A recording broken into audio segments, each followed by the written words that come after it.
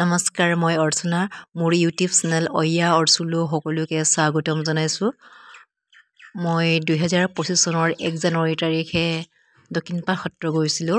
অৱশ্যে মই আপলোড কৰিব পৰা নাছিলোঁ। আজি আপলোড কৰিছোঁগৈ। দক্ষিণপাট সত্ৰৰ মূল গেট।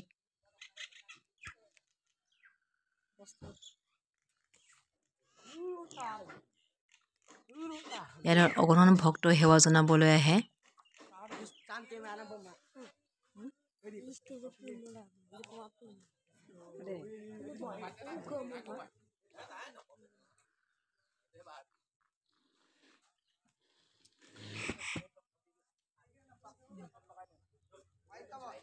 ধুনীয়া প্ৰাকৃতিক দৃশ্য আছে ইয়াতে।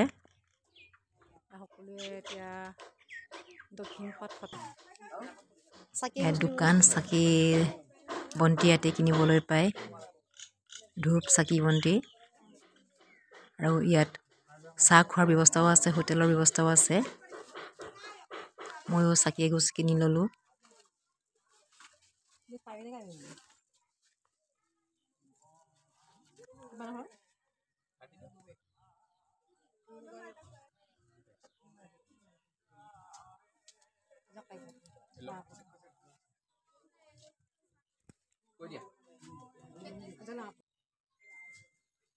এয়া মূল গেটৰ পৰা ভিতৰলৈ সোমোৱাৰ দৃশ্য। সত্ৰলৈ সোমোৱাৰ দৃশ্য। সত্ৰত সেৱা জনাবলৈ ইয়াতে পুখুৰী এটা আছে। ইয়াত মূৰ্তি এটা ইয়াতে ৰখা হৈছে।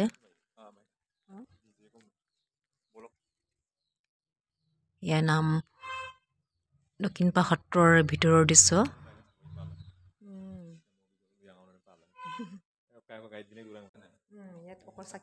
চাকি জ্বলোৱা ঠাই, ইয়াতে চাকি জ্বলাব লাগে। ইয়াত চাকি জ্বলোৱাৰ পিছতহে মণিকূটৰ ভিতৰত সোমাব দিয়ে। তাকো চাদৰ মেখেলা পিন্ধিলেহে সোমাব দিয়ে। ধুতি আৰু চাদৰ মেখেলা পিন্ধিলে মণিকূটৰ ভিতৰত সোমাব দিয়ে, নহ'লে নিদিয়ে।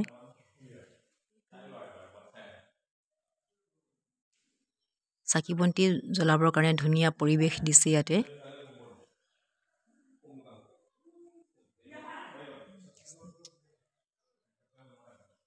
ইয়াত ধূপ জ্বলোৱাৰ পিছত সেইফালে সেৱা কৰা হয়।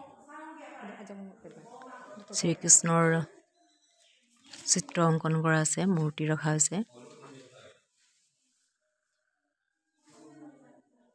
ময়ো ইয়াতে সেৱা জনালোঁ।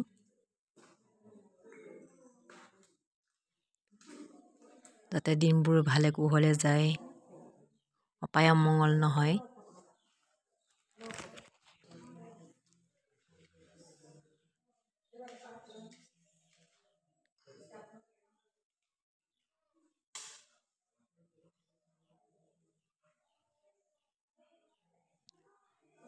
মন্দিৰত এনেকৈ সেৱা জনাবলৈ মনটো সঁচাই পবিত্ৰ লাগি যায়।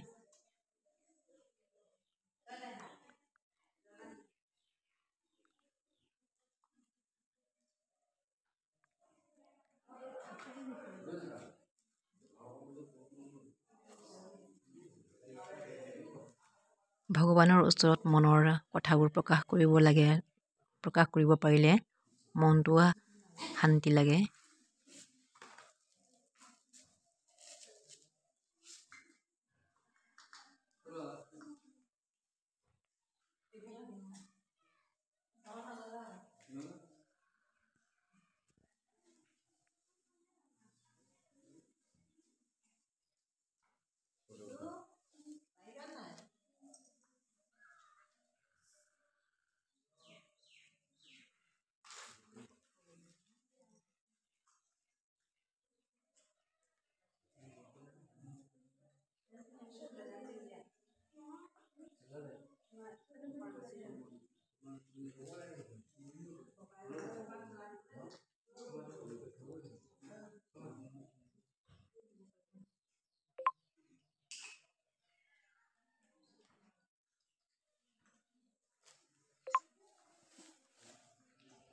ইয়াত চাকি বন্তি জ্বলোৱাৰ পিছতেই মণিকূটৰ ভিতৰত সোমাইছিলোঁ। এয়া সত্ৰৰ ভিতৰৰ দৃশ্য। মণিকূটৰ ওচৰৰ ভিতৰৰ দৃশ্য।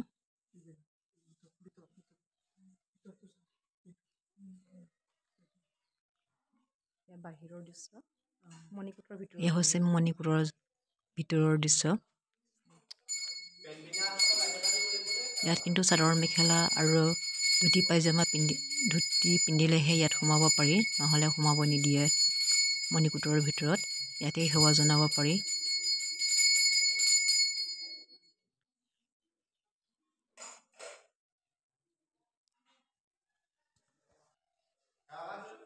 এয়া মণিকূটৰ ভিতৰৰ দৃশ্য। এয়া আমাৰ ছাত্ৰ ছাত্ৰীসকলক লৈ গৈছিলোঁ। আৰু সত্ৰৰ বাহিৰত বেৰত ধুনীয়া চিত্ৰ অংকন কৰা আছে।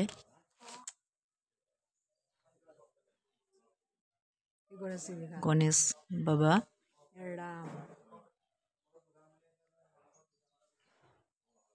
নাৰদ,